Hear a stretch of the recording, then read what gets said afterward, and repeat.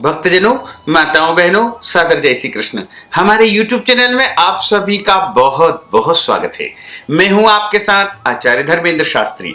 आज हम आपको नवरात्रि की प्राचीन एवं दिव्य कथा सुनाने जा रहे हैं। इस कथा को अंत तक जरूर सुनिएगा। तो सबसे पहले आपको और आपके पूरे परिवार को नवरात्रि महापर्व की बहुत बहुत शुभकामनाएं और बधाइयां। माता महाकाली, महालक्ष्मी तथा महासरस्वती का भरपूर आशीर्वाद आपके जीवन पर सदैव बना रहे। आप सुखी रहें, स्वस्थ रहें, उन्नति करें, प्रगति करें तथा निरंतर आगे बढ़ते हुए अपने जीवन को सार्थक बनाएं। मां भगवती की कृपा आपके जीवन पर सदैव बना रहे और माता रानी का भरपूर आशीर्वाद आपके जीवन में सदैव फलीभूत होता रहे। नवरात्रि जो कि प्रत्येक वर्ष में 4 बार आती है। सबसे पहली जो नवरात्रि आती है वो चैत्र माह में आती है और दूसरी जो नवरात्रि आती है वो आषाढ़ माह में आती है। उसके पश्चात जो तीसरी नवरात्रि आती है वो आश्विन माह यानी कुआर माह में आती है। उसके बाद जो चौथी नवरात्रि आती है वो माघ माह में आती है। इस प्रकार पूरे वर्ष में 4 नवरात्रि आती है, 2 गुप्त नवरात्रि होती है तथा 2 प्रकट नवरात्रि होती है। नवरात्रि के 9 दिन परम सिद्धिदायक माने गए हैं और 9 दिन अलग अलग देवियों की आराधना की जाती है। प्रथमम शैलपुत्री च, द्वितीयम ब्रह्मचारिणी, तृतीयम चंद्रघंटेति, कुष्मांडेति चतुर्थकम, पंचमम स्कंदमातेति, षष्ठम कात्यायनीति च, सप्तमम कालरात्रीति, महागौरीति चाष्टमम, नवमम सिद्धिदात्री च, नवदुर्गाः प्रकीर्तिताः।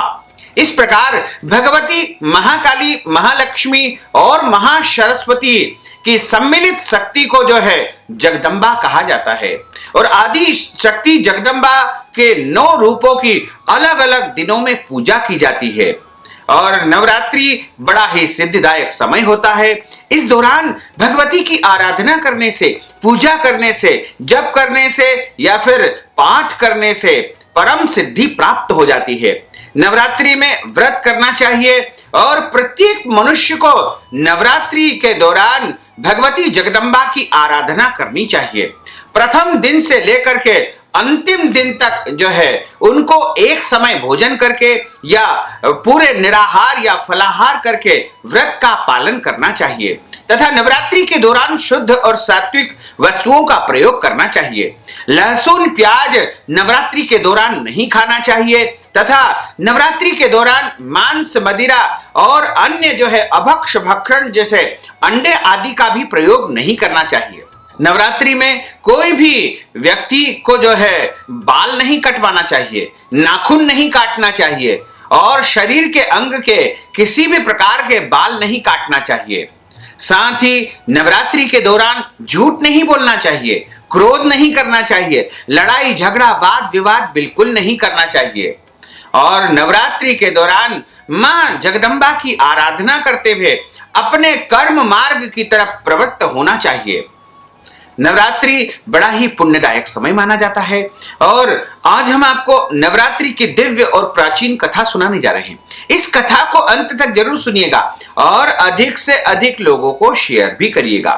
साथ ही प्रत्येक देवी की अलग अलग दिनों की कथा भी हम आपको सुनाएंगे, लेकिन यह संपूर्ण नवरात्रि की कथा है जिसमें ये आपको जानने को प्राप्त होगा कि आखिर नवरात्रि का व्रत और पूजन सबसे पहले किसने किया था, नवरात्रि का महत्व क्या होता है, ये इस कथा में आपको जानने को मिलेगा।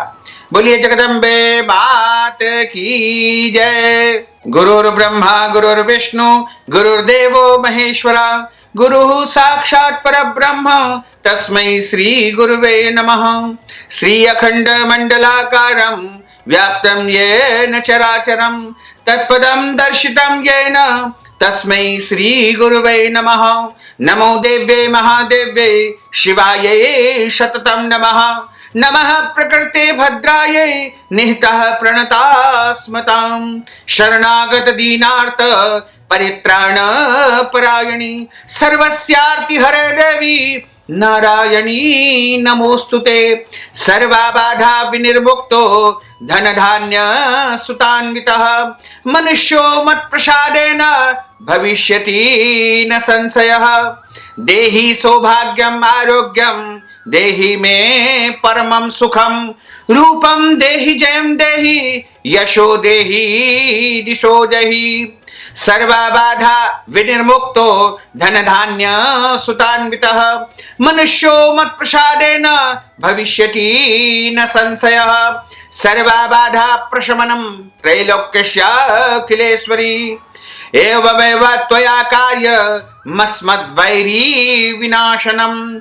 सर्वमंगल मांगल्ये शिवे सर्वार्थ साधिके शरण्ये त्र्यंबके गौरी नारायणी नमोस्तुते नारायणी नमोस्तुते। बोलिए जगदम्बे मात की जय। भगवती आदि शक्ति जगदम्बा मैया की जय। जोर से बोलिए जय माता दी, प्रेम से बोलिए जय माता दी। मैं नहीं सुनिया जय माता दी, हम सब बोलो जय माता दी। मम्मा बोले जय माता दी, बापू बोले जय माता दी, भैया बोले जय माता दी, हम सब बोले जय माता दी। चाचा बोले जय माता दी, ताऊ बोले जय माता दी। मैं नहीं सुनिया जय माता दी, प्रेम से बोलो जय माता दी। बोलिए जगदम्बे मात की जय। नवरात्रि का जो पर्व होता है बड़ा ही सिद्धिदायक पर्व माना गया है। नवरात्रि की कथा इस प्रकार है। बृहस्पति जी बोले कि हे ब्रह्मा जी, आप अत्यंत बुद्धिमान हैं, सर्व शास्त्र और चारों वेदों को जानने वाले हैं और समस्त सृष्टि के रचनाकार है और आप जो है सबसे श्रेष्ठ है। हे प्रभु, कृपा करके मेरा वचन आप सुनिए। चैत्र माह में, आश्विन माह में, माघ माह में और आषाढ़ माह के शुक्ल पक्ष में नवरात्रि का व्रत और उत्सव क्यों किया जाता है और भगवान इस व्रत का क्या फल होता है, यह व्रत किस प्रकार करना उचित है और पहले इस व्रत को किसने किया है, और आप कृपा करके मुझे विस्तार पूर्वक सुनाइए। बृहस्पति जी के ऐसा प्रश्न करने पर ब्रह्मा जी कहने लगे कि हे बृहस्पति, संसार के कल्याण के लिए, प्राणियों के हित के लिए तुमने बहुत अच्छा प्रश्न किया है। जो मनुष्य मनोरथ पूर्ण करने वाली मां भगवती जगदम्बा दुर्गा की जो है महादेवी सूर्य और नारायण का ध्यान करते हैं, वे मनुष्य धन्य है। यह नवरात्र व्रत संपूर्ण कामनाओं को पूर्ण करने वाला है। इसके करने से पुत्र चाहने वाले को पुत्र मिलता है तथा धन चाहने वाले को धन प्राप्त होता है और जो विद्या की चाहना रखता है यानी शिक्षा प्राप्त करना चाहता है उसे उत्तम विद्या की प्राप्ति होता है और जो सुख की अपेक्षा करता है उसे सुख प्राप्त होता है। इस व्रत को करने से रोगी मनुष्य का रोगी का जो है रोग दूर हो जाता है और कारागृह में पड़ा हुआ मनुष्य बंधन से छूट जाता है। मनुष्य की तमाम विपत्तियां दूर हो जाती है और उसके घर में संपूर्ण संपत्तियों का आगमन होता है। वंध्या और काक वंध्या के इस व्रत के करने से पुत्र की प्राप्ति होती है। समस्त पापों को दूर करने वाले इस व्रत को करने से ऐसा कौन सा मनोरथ है जो सिद्ध नहीं हो सकता है। जो मनुष्य इस अलभ्य मनुष्य देह को पाकर भी नवरात्र का व्रत नहीं करता है वह माता पिता से हीन हो जाता है, अर्थात उसके माता पिता जो है स्वर्ग लोक को जल्दी सिधार जाते हैं और उसे माता पिता का पूर्ण सुख प्राप्त नहीं हो पाता है तथा इस संसार में अनेक प्रकार के दुखों को वह भोगता रहता है। उसके शरीर में कुष्ठ रोग उत्पन्न हो जाता है और अंगहीन वह हो जाता है। उसको संतान प्राप्ति में कई प्रकार की बाधाओं का सामना करना पड़ता है। इस प्रकार वह मूर्ख व्यक्ति अनेक दुखों को इस संसार में भोगता रहता है। इस व्रत को नहीं करने वाला निर्दयी मनुष्य धन और धान्य से रहित होकर भूख और प्यास से इस पृथ्वी पर व्याकुल होता है। और जो कोई भी स्त्री इस व्रत को नहीं करती है वह संसार में कई प्रकार के दुखों को भोगती है। यदि व्रत करने वाला मनुष्य सारे दिन का उपवास न कर सके तो एक समय भोजन करे और उस दिन बंधुओं सहित नवरात्रि व्रत की कथा का श्रवण अवश्य करे, क्योंकि कथा श्रवण करना अनिवार्य होता है। जो मनुष्य नवरात्रि की कथा का श्रवण करता है उसे व्रत का संपूर्ण फल प्राप्त हो जाता है। हे बृहस्पति, जिसने पहले इस महाव्रत को किया उसका पवित्र इतिहास मैं तुम्हें सुनाता हूं, तुम ध्यान लगा करके सुनो। इस प्रकार ब्रह्मा जी के वचन को सुन करके बृहस्पति जी बोले कि हे ब्रह्मदेव, मनुष्य का कल्याण करने वाले इस व्रत के इतिहास को मेरे लिए आप कृपा करके कहिए। मैं ध्यान लगा करके सुन रहा हूं, आपकी शरण में आया हूं, मुझ पर कृपा आप करिए। ब्रह्मा जी बोले कि पटित नाम के मनोहर नगर में एक अनाथ नाम का ब्राह्मण निवास करता था। वह भगवती दुर्गा का परम भक्त था। उसके संपूर्ण सद्गुणों से युक्त मानो ब्रह्मा की सबसे पहली रचना ही ऐसी हो, यथार्थ नाम वाली सुमति नाम की अत्यंत सुंदर कन्या उसके यहाँ उत्पन्न हुई। वह कन्या सुमति अपनी बाल्यावस्था में अपनी सहेलियों के साथ में क्रीड़ा करती रहती थी। इस प्रकार वह खेलते खेलते बड़ी होने लगी और शुक्ल पक्ष में चंद्रमा की कला के समान उसकी वृद्धि होने लगी। उसका दिन प्रतिदिन जो है वृद्धि होने लगी और उसके पिता प्रतिदिन मां दुर्गा की आराधना करके हवन तथा पूजन और अनुष्ठान किया करते थे। उस समय वह भी नियम से वहां पर उपस्थित रहती थी। एक दिन सुमति अपनी सखियों के साथ खेलने लग गई और भगवती के पूजन में उपस्थित नहीं हुई। उसके पिता को पुत्री की ऐसी असावधानी देख करके क्रोध आया और पुत्री से कहने लगे कि हे दुष्ट पुत्री, आज प्रातः काल तुमने भगवती का पूजन नहीं किया है, इस कारण मैं किसी कुष्ठी और दरिद्र मनुष्य के साथ में तेरा विवाह करूंगा। इस प्रकार कुपित पिता के वचन को सुन करके सुमति को बड़ा दुख हुआ और पिता से कहने लगी कि हे पिताजी, मैं आपकी कन्या हूं, मैं आपके सब तरह से अधीन हूं, जैसा आपकी इच्छा हो वैसा करो। रोगी, कुष्ठी अथवा और किसी के साथ जैसी आपकी इच्छा हो मेरा विवाह आप कर सकते हैं, होगा वही जो मेरे भाग्य में लिखा हुआ है और मेरा इस पर पूर्ण विश्वास है। मैं अपने भाग्य पर पूरा विश्वास रखती हूँ। प्रत्येक मनुष्य न जाने कितने मनोरथों का चिंतन करता है, पर होता वही है जो विधाता ने उसके भाग्य में लिखा हुआ है। जो जैसा करता है उसको वैसा ही फल प्राप्त होता है। कर्म के अनुसार ही प्रत्येक मनुष्य को फल प्राप्त होता है, क्योंकि कर्म करना मनुष्य के अधीन है पर फल देना देवताओं के अधीन है। जैसे अग्नि में पड़े हुए तृणादि उसको अधिक प्रदीप्त नहीं कर सकते हैं और कई बार प्रदीप्त कर देते हैं, उसी प्रकार अपनी कन्या से ऐसे निर्दयता से कहे हुए वचन को सुन करके उस ब्राह्मण को अधिक क्रोध आया। तब उसने अपनी कन्या का विवाह एक कुष्ठी व्यक्ति के साथ में कर दिया और अत्यंत क्रुद्ध होकर के पुत्री से कहने लगी कि जाओ जाओ, जल्दी जाओ, अपने कर्म का फल भोगो। देखें केवल भाग्य भरोसे पर क्या कर सकती हो और तुम्हें किस प्रकार का फल मिलेगा।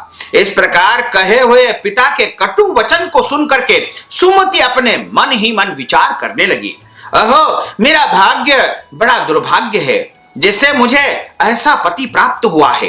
इस तरह अपने दुख का विचार करती हुई सुमति अपने पति के साथ में वन चली गई और भयानक जंगल में कुशायुक्त उस स्थान पर उन्होंने वह रात बड़े कष्ट से व्यतीत की। उस गरीब बालिका की ऐसी दशा को देख करके मां भगवती पूर्व पुण्य के प्रभाव से प्रकट हो गई और सुमति से कहने लगी कि हे दीन ब्राह्मणी, मैं तुझसे प्रसन्न हूं, तुम जो चाहो मुझसे वरदान मांगो। मैं प्रसन्न हूं, तुम्हें मनवांछित वरदान प्रदान करने के लिए तैयार हूं और इस प्रकार मैं तुमको मन के इच्छा अनुसार फल प्रदान करूंगी। इस प्रकार भगवती दुर्गा के वचन को सुन करके वह गरीब ब्राह्मणी कहने लगी कि आप कौन हैं जो मुझ पर प्रसन्न हुई है, कृपा करके मुझे बताएं और अपनी कृपा दृष्टि से मुझ दीन दासी को कृतार्थ करे। ब्राह्मणी के ऐसे वचन को सुन करके मां भगवती कहने लगी कि मैं आदि शक्ति हूँ, मैं जगदम्बा हूँ, मैं दुर्गा हूँ, मैं महाकाली हूँ, मैं महालक्ष्मी हूँ, मैं महासरस्वती हूँ और मैं ही ब्रह्मा विद्या और अनेकों रूपों को धारण करने वाली परम शक्ति हूँ।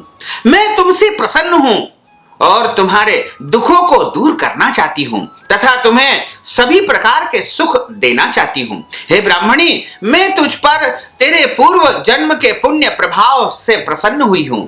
तेरे द्वारा जो पुण्य प्रताप किया गया था उससे मैं अत्यधिक प्रसन्न हूँ। तुम्हारे पूर्व जन्म का वृत्तांत में सुनाती हूँ, ध्यान पूर्वक सुनो। तू पूर्व जन्म में निषाद राज भील की पत्नी थी और अति पतिव्रता स्त्री थी। एक दिन तेरे पति निषाद ने चोरी की। चोरी करने के कारण तुम दोनों को सिपाहियों ने पकड़ लिया और ले जाकर के कारागृह में यानी जेल खाने में तुमको बंद कर दिया। उन लोगों ने तेरे को और तेरे पति को भोजन भी नहीं दिया। इस प्रकार नवरात्र के दिनों में तुमने न तो कुछ खाया न जल पिया, इसलिए 9 दिन तक नवरात्र का व्रत तुम्हारे द्वारा अनजाने में ही हो गया है। हे ब्राह्मणी, उन दिनों जो व्रत हुआ उस व्रत के प्रभाव से मैं प्रसन्न हो गई और मैं तुम्हें मन वांछित वस्तु दे रही हूं। तुम्हारी जो इच्छा हो वरदान मांग सकती हो। इस प्रकार मां जगदम्बा के कहे हुए वचन को सुनकर के वह ब्राह्मणी बोली कि अगर आप मुझ पर प्रसन्न हो तो हे मां जगदम्बा, सबसे पहले तो मैं आपको प्रणाम करती हूँ, आपको नमन करती हूँ। कृपा करके मेरे पति देव के शरीर में जो कोढ़ है, जो कुष्ठ रोग है, उसे आप समाप्त कर दीजिए और एक दिन का पुण्य अपने पति का कोढ़ दूर करने के लिए मैं अर्पण कर रही हूँ। मेरे प्रभाव से जो है, मेरे पुण्यों के प्रभाव से मेरे पतिदेव का कोढ़ समाप्त हो जाए। इस प्रकार भगवती जगदम्बा ने उस ब्राह्मणी बालिका को वरदान दिया कि जाओ, तुम्हारा जो एक दिन का पुण्य है मैं तुम्हारे पति को अर्पण करती हूँ और तुरंत ही जो है तुम्हारा पति कोढ़ से मुक्त हो जाएगा और उसका स्वर्ण जैसा कांतिवान शरीर हो जाएगा। इस प्रकार भगवती जगदम्बा ने उस ब्राह्मणी को वरदान दिया। तुरंत जो है ब्रह्मा जी कहते हैं कि इस प्रकार देवी का वचन सुन करके वह ब्राह्मणी बहुत प्रसन्न हुई और पति को निरोग करने की इच्छा से देवी की बात को उसने जो है मान लिया। तब तक उसके पति का शरीर भगवती दुर्गा की कृपा से कुष्ठहीन होकर के अति कांति युक्त हो गया, यानी उसका कुष्ठ रोग समाप्त हो गया। जिसकी कांति के समान चंद्रमा की कांति क्षीण जो है लगने लगी और वह परम सुंदर दिव्य मनुष्य दिखने लगा। वह ब्राह्मणी पति की मनोहारी दशा को देख करके देवी के अति पराक्रमी वाली समझ करके स्तुति करने लगी, हाथ जोड़ करके उनको नमन करने लगी। हे दुर्गे, आप समस्त कष्टों को दूर करने वाली है और आप तीनों जगत का संताप हरने वाली है, समस्त दुखों को दूर करने वाली है, रोगी मनुष्य को निरोग करने वाली है, प्रसन्न होकर के मनवांछित वस्तु को देने वाली है और दुष्ट मनुष्य का नाश करने वाली है। आप ही सारे जगत की माता और पिता है। हे अम्बे, मुझ अपराध रहित अबला की मेरे पिता ने कुष्ठी के साथ में विवाह करके मुझे घर से निकाल दिया। उसकी निकाली हुई पृथ्वी पर मैं घूमने लगी। आपने ही मेरा इस आपत्ति रूपी समुद्र से उद्धार किया है। हे देवी, मैं आपको प्रणाम करती हूँ, आपको नमन करती हूँ, मुझ दीन की रक्षा करो।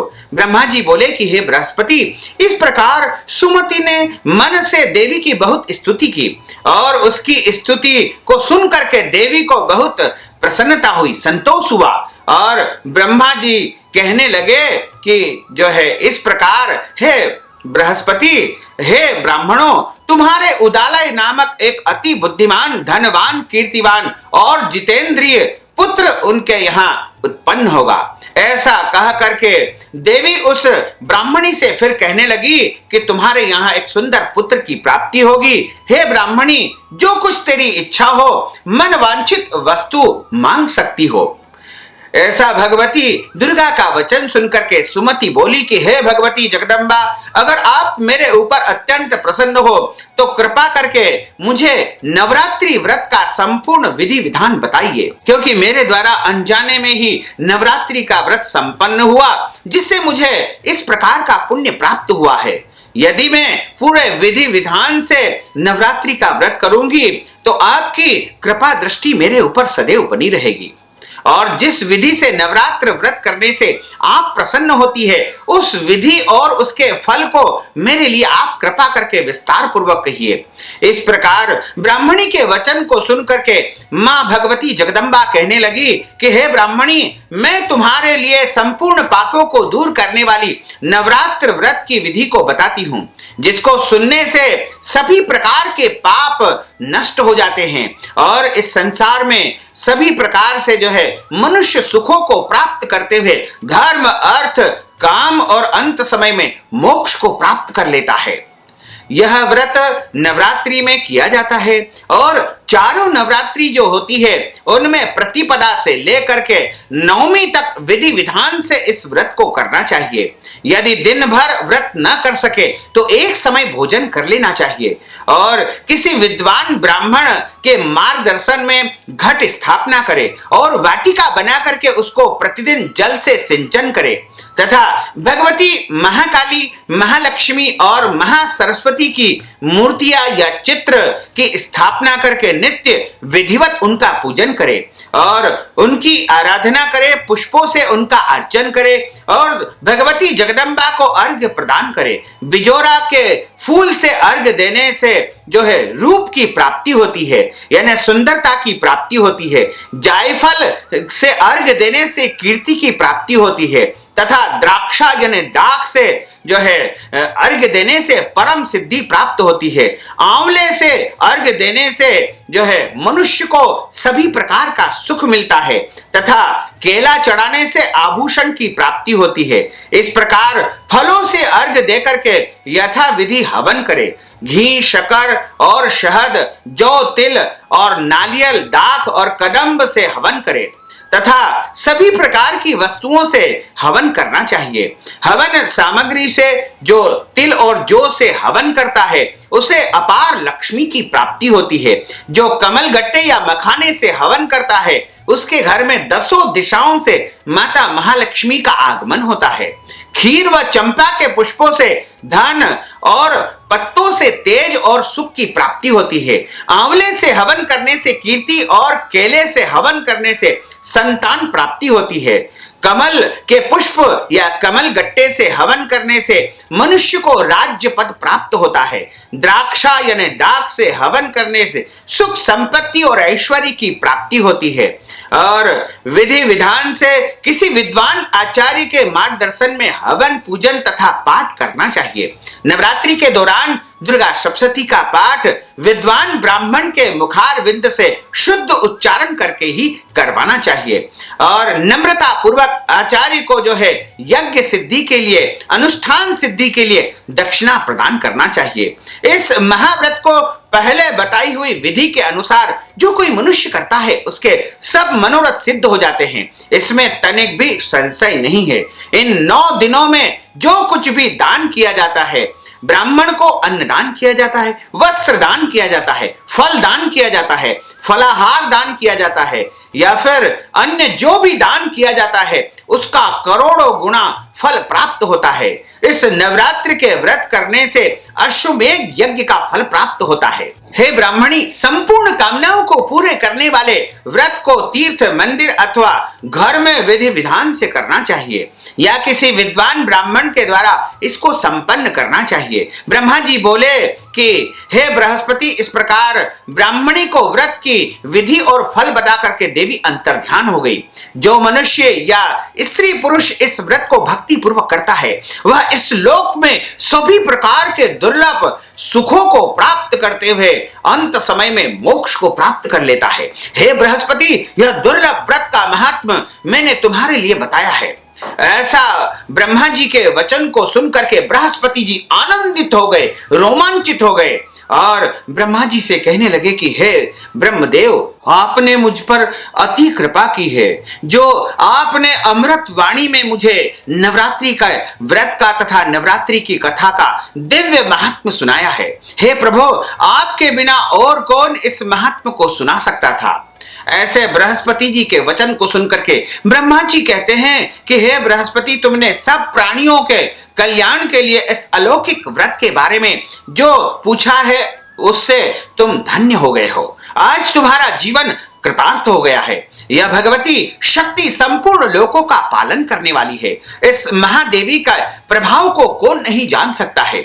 बोलिए जगदम्बे मात की जय, जगदम्बा मैया की जय, वैष्णव माता की जय, महालक्ष्मी मात की जय, महाकाली माता की जय, महासरस्वती माता की जय। अच्युतम केशवम राम नारायणम कृष्ण दामोदरम वासुदेवम हरे, श्रीधरम माधवम गोपिका वल्लभम, श्री जानकी नायकम श्री रामचंद्रम भजे, जानकी मनोहरम सर्वलोक नायकम, श्री शंकरादिसेवितम पुण्य नाम कीर्तनम, श्री राम राम राम राम राम नाम तायकम, राम कृष्ण वासुदेवा भक्ति मुक्तिदायकम, राम कृष्ण वासुदेवा भक्ति मुक्तिदायकम, राम कृष्ण वासुदेवा भक्ति मुक्तिदायकम, राम कृष्ण वासुदेवा भक्ति मुक्तिदायकम। बोलिए जगदम्बे मात की जय। भक्तजनों, आपने जो नवरात्रि की दिव्य और ज्ञानमयी कथा का श्रवण किया है, यदि आप नवरात्रि की कथा का संपूर्ण पुण्य फल प्राप्त करना चाहते हैं तो इस निमित्त आप कोई भी दान दक्षिणा यदि प्रदान करना चाहते हैं, दान स्वरूप धन राशि आप यदि प्रदान करना चाहते हैं, तो आप हमारे पेटीएम नंबर के माध्यम से, गूगल पे के माध्यम से या फोन पे के माध्यम से या अकाउंट नंबर के माध्यम से सीधे सीधे धन राशि हमें प्रदान कर सकते हैं। इसके अलावा यदि आप अपने नाम गोत्र से दुर्गा सप्तशती का अनुष्ठान करवाना चाहते हैं, पाठ करवाना चाहते हैं, मंत्र जाप करवाना चाहते हैं, या अपनी ओर से आप कन्या भोजन करवाना चाहते हैं, या फिर मां जगदम्बा की पूजा करवाना चाहते हैं, नवचंडी अनुष्ठान, सतचंडी अनुष्ठान या अन्य देवी के अनुष्ठान यदि आप करवाना चाहते हैं, तो आप इस निमित्त धन राशि हमें प्रदान करके जो है संपूर्ण पुण्य फल आप प्राप्त कर सकते हैं। तो यह ज्ञानवर्धक कथा यदि आपने सुनी है और इसको अधिक से अधिक लोगों तक आप पहुंचाएंगे तो इसका पुण्य फल आपको और अधिक प्राप्त हो सकेगा। इसलिए आपसे अनुरोध है कि इस कथा को अधिक से अधिक लोगों को शेयर करिएगा, लाइक करिएगा, कमेंट करिएगा, और यदि अभी तक आपने सब्सक्राइब नहीं किया तो अभी और इसी समय सब्सक्राइब अवश्य कर लीजिए। आपको और आपके पूरे परिवार को सादर जय श्री कृष्ण, सादर धन्यवाद।